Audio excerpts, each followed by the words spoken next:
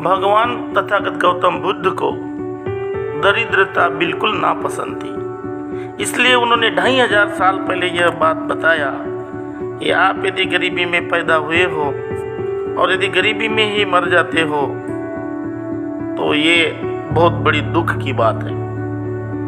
ऐसा ही एक सवाल एक बार भगवान बुद्ध श्रावस्ती में अनाथ पिंडक के जेतवन विहार में विहार कर रहे थे। उस समय अनाथ पिंडक गृहपति तथागत के दर्शनार्थ आया। आकर अभिवादन करके एक और बैठ गया। बैठकर उसने तथागत से सवाल किया, आदमी को धनार्जन क्यों करना चाहिए?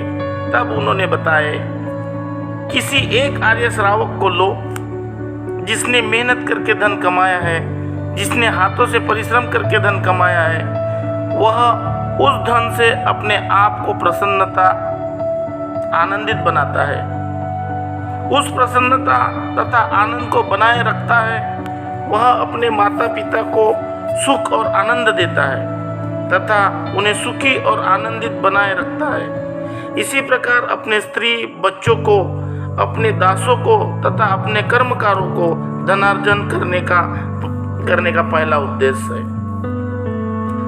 जब इस प्रकार धन प्राप्त होता है, वह अपने मित्रों साथियों को सुख और आनंद देता है तथा उन्हें सुखी और आनंदित बनाए रखता है। यह दूसरा उद्देश्य है।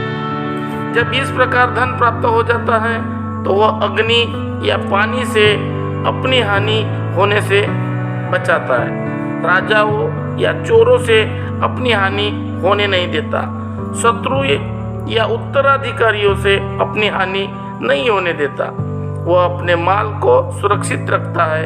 यह तीसरा उद्देश्य है। जब इस प्रकार धन प्राप्त होता है तो वह अतिथि यज्ञ कर सकता है, पितृ यज्ञ कर सकता है, राज यज्ञ कर सकता है तथा देव यज्ञ कर सकता है। यह चौथा उद्देश्य है। जब इस प्रकार धन प्राप्त होता है तो गृहपति उन सब श्रमणों तथा संत पुरुषों को दान देता है जो अहंकार तथा प्रमाद से बचते हैं, जो सभी बातों को विनम्रता पूर्वक सहन कर लेते हैं, जो संयत है, जो शांत है तथा जो आत्मविकारों में विलग है, उसका वह दान ऊंचे उद्देश्य सहित होता है, सुख देने वाला और स्वर्ग की ओर ले जाने वाला। यह धनार्जन का पांचवा उद्देश्य है। अनाथ पिंडक समझ गया कि भगवान बुद्ध दरिद्रों की प्रशंसा करके उन्हें सांत्वना नहीं देते। वे दरिद्रता को ऊंचा उठा करके बारे में यह भी नहीं कहते कि दरिद्रता ही जीवन सुखी है, बल्कि वो दरिद्रता को नापसंद करते हैं।